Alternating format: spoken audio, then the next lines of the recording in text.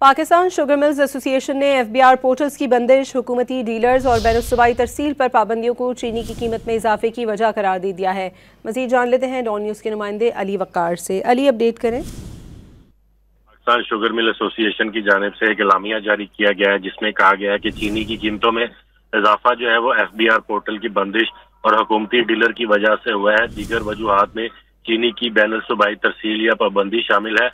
Industry جو ہے وہ کافی عرصے سے حکومت سے کہہ رہی کہ پورٹل کی بندی سے چینی کی سپلائی کم ہو گئی ہے۔ حکومت کو بندی سے قیمتیں بڑھنے کے حوالے سے خبردار کیا گیا تھا، جبکہ حکومت نے ملوں پر دباؤ ڈالے رکھا تاکہ غیر ضروری درآمدی چینی کو فروخت کیا جائے۔ عوام کی اکثریت نے درآمدی چینی کو پسند نہیں کیا۔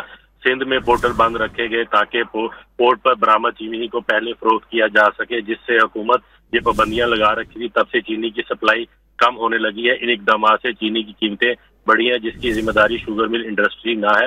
پنجاب میں ضلع انتظامیہ نے ملوں کو مجبور کیا کہ حکومتی نامزدہ کردہ ڈیلر کو ہی چینی فروخت کرے، جنہوں نے مارکیٹ میں اپنے فائدے کے لیے چینی مہنگی فروخت کی۔ ایسوسی ایشن نے یہی کہا کہ نئی چینی مارکیٹ میں آنے سے قیمتوں میں معمولی کمی آنے کا امکان ہے۔ حکومت سے مطالبہ ہے کہ چینی کی بین الصوبائی ترسیل پر غیر آئینی اور غیر قانونی پابندی کو فوری اٹھایا جائے تاکہ چینی کی جو قیمتیں بڑھی ہیں اس میں کمی آ سکے۔ جی علی وقار، بہت شکریہ آپ کا۔